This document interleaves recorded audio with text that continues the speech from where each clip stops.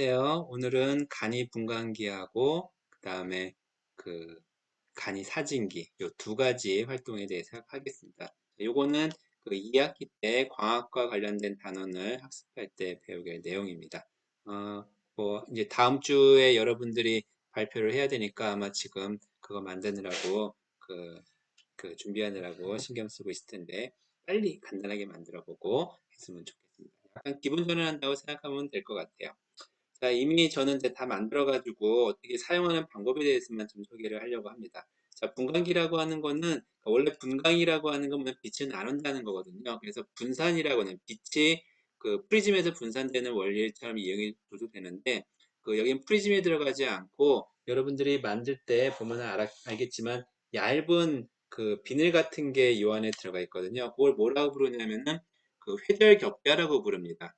다중슬릿이라고 부르기도 하는데 그곳에 의해서 빛이 퍼져나가는 정도가 다른 거를 이용해서 그 분광기를 만든 겁니다. 자, 사용 방법은 뭐냐면 그 회절의 원리는 그 2학기 때 배우게 될 겁니다.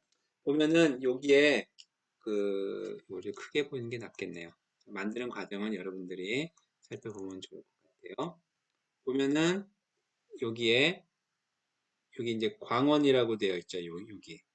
즉 뭐냐면 여기에 작은 구멍이 있습니다. 슬릿입니다. 요거를 광원을 향하고요. 그 다음에 눈은 어디를 보냐면은 이쪽 방향을 보는 겁니다. 그래서 광원을 예를 들어서 형광등을 본다. 그럼 형광등을 향할 때 어디를 보냐면은 저 반대쪽을 보는 거죠. 그러면은 여기 보이는 요 빛에 의해서 분광된 그 스펙트럼을 볼 수가 있습니다. 여러분들이 관찰을 할 때는 우선 첫 번째로 그 창밖에를 관찰을 우선 해주세요. 그러면은 햇빛에 의해서 보이는 연속 스펙트럼을 볼 수가 있을 거고요. 그 다음에 요즘엔 LED가 많이 나오게 되는데 형광등을 보면은 햇빛하고 좀 다른 스펙트럼 분포를 여러분들이 볼 수 있을 거라고 생각이 듭니다. 그 다음에 뭘 보냐면요. 여러분들이 그 프레젠테이션, 파워포인트를 이용해서 그림을 만드는데 이렇게 완전히 빨간색을 만들고요. 그 다음에 두 번째로는 그 빛의 삼원색이 RGB잖아요. 그래서 요거의 색깔을 제가 채우기에 다른 색 채우기로 해서 사용자 지정에 요 빨강, 녹색, 파랑에 0부터 255까지 그 아스키로 FF까지 쓸 수가 있는데 0, 255, 0을 해주면 녹색이 되고요. 그 다음에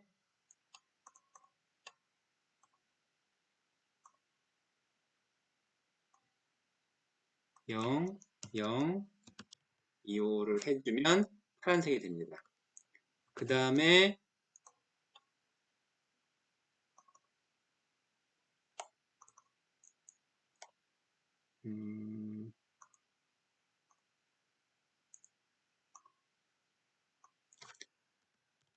0, 255, 255를 해주면 시안, 청록색이 나오고요. 그 다음에 시안 같은 경우는 빨간색이 빠진 거예요. 그러면 얘는 255,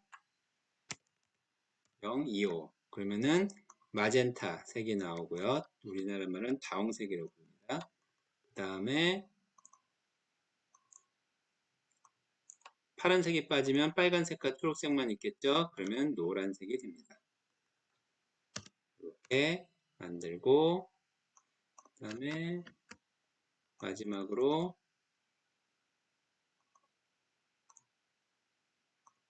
이거 없어도 상관없긴 한데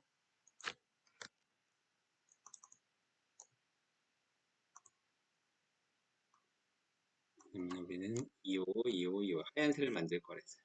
자, 이렇게 놓고 여기에서 그 F 그 슬라이드를 구성을 해 놓으면은 그럼 화면 전체로 빨간색만 보이고 파란색만 보이니까 R, G 그린, B 블루, 그 다음에 R이 빠진, 그 다음에 G가 빠진, D가 빠진. 그래서 얘를 보면요 스펙트럼의 모습에 그것이 그대로 보이게 됩니다.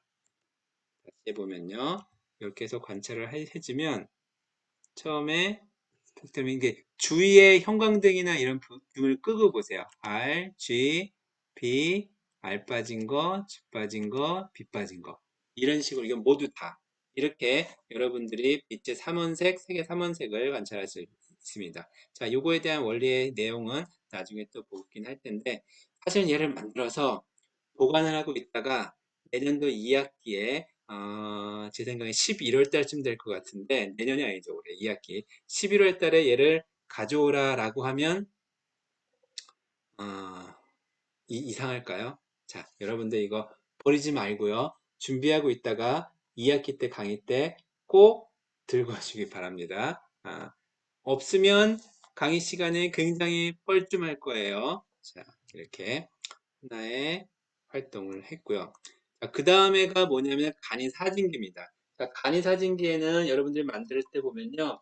두 개가 있어요. 하나는 그러니까 이 안쪽에 이렇게 그 기름종이처럼 되어 있는 게 있고요. 그 다음에 그 렌즈를 껴가지고 만든 게 있고 또 하나는 만들지는 않았지만 아무것도 없는 게 있습니다. 자, 요거는 여기에다가 작은 구멍을 뚫어서 만드는 형태입니다. 그래서 요거를 구멍을 뚫으면 바늘구멍 사진기, 렌즈를 끼면 간이 사진기라고 우리가 부르게 됩니다. 자, 간이 사진기는 역사가 굉장히 깊어요.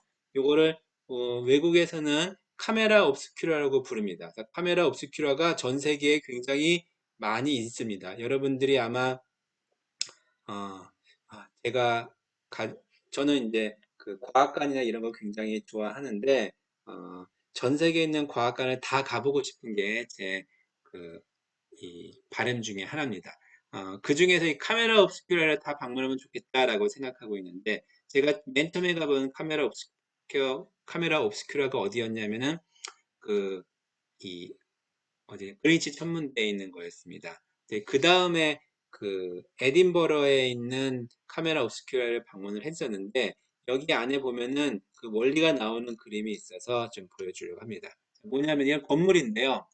건물 위에 거울을 이용해서 밑으로 빛을 꺾고요. 그 다음에 여기에 렌즈가 들어 있습니다.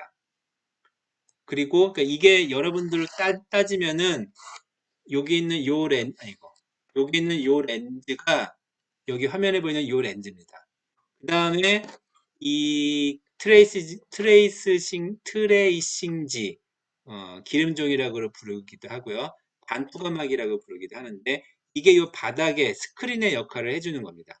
얘는 스크린 놓고 위에서 관찰을 하지만 우리는 뒤에서 관찰을 해야 되기 때문에 이렇게 트레이싱지를 붙인 건데 이렇게 만들어 놓게 되면요. 여기에 보이는 모습이 요 창밖의 모습이 여기 그대로 보입니다. 이 실내를 굉장히 어둡게 만들어야 되기 때문에 들어가서 약 한 1, 2분 정도 이렇게 머물고 있으면 눈이 적응이 돼서 보이기 시작하면 바깥의 풍경들이 움직이는 모습들이 잘 보입니다. 자, 예전에는 이런 방법을 이용해서 많은 곳에서 이 카메라 옵스큐러를 설치를 했었는데 우리나라에도 이 카메라 옵스큐러를 설치해서 만들어서 사용한 곳이 있습니다. 자, 그걸 뭐라 부르냐면 정약용이 쓴 책에 보면요. 뭐가 나오냐면은 그 7실8여안이라는 게 나옵니다. 여기 이제 정약용의 그 카메라를 부르는데 아까 보여드렸던 것처럼 여기에 렌즈가 있고요. 구멍만 뚫어도 됩니다. 구멍을 뚫어 놓고 거울을 설치해서 위에 막에 우리로 따지면 요 막에 해당되는 부분이 그 기름종이가 되겠죠. 위에서 찍혀 있는 걸 보고 그대로 그림을 그리는 겁니다. 그러면 사실은 거의 사진하고 똑같은 형태의 그림을 그릴 수가 있겠죠. 그래서 이런 7실8류한 카메라 옵스큐라 이런 것들에 대해서 과학적인 원리를 또 찾아볼 수가 있는데 우리가 고등학교 때 여러분들이 물리를 배웠으면 알겠지만 그 상과 물체와의 거리의 관계가 있거든요. 그래서 예를 들어 물체가 여기 있으면 이 물체와 렌즈 사이의 거리 또 만약에 이 지점에서 상이 맺혔다면은 이게 렌즈와 상의 거리잖아요. 그럼 이 물체와 렌즈 사이의 거리와 렌즈와 상까지의 거리는 관계가 있습니다. 그걸 우리는 렌즈 공식이라고 불러서 요거를 A, 여기를 A, 물체까지 거리, 상까지 거리를 B라고 하고 초점 거리를 F라고 해주면 A분의 1 더하기 B분의 1은 F분의 1이라고 하는 공식이 만들어지기 때문에 우리가 상의 위치를 정확하게 알 수가 있는, 이건 이제 근사한 거긴 하지만, 자, 이런 내용들을 2학기 때 배울 건데, 그때 요것도 사용을 하려고 합니다. 요거는, 세트로 요 두 개 버리지 말고 꼭 가져와서 강의 시간에 볼 수 있었으면 좋겠습니다. 자, 남은 지금 지난주하고 이번 주에 활동에 대한 과제라고 해야 될까요? 출석 확인은 그 게시판에 올려놨으니까 그거를 보고 확인하길 바랍니다. 자, 다음 주에 실시간 강의로 만나도록 하겠습니다. 자, 마지막 하나, 그 평가를 하기는 발표 때 평가를 하기는 하는데 그 요번에 우리 절대 평가를 해서 성적에 아주 크게 영향을 주지는 않을 거예요. 옛날 여러분들 선배들 같은 경우에는 뭐 C학점, D학점, F학점만 받고 그랬는데 여러분들은 지금까지 참여를 잘했기 때문에 발표에 성실껏 하게 되면은 최소한의 학점 이상은 받을 수 있을 거라고 생각이 듭니다. 그러니까 너무 부담 많이 갖지 말고 우리가 즐긴다 또는 배운다라는 마음으로 이 발표에 임해주기 바랍니다. 이상 마치도록 하겠습니다.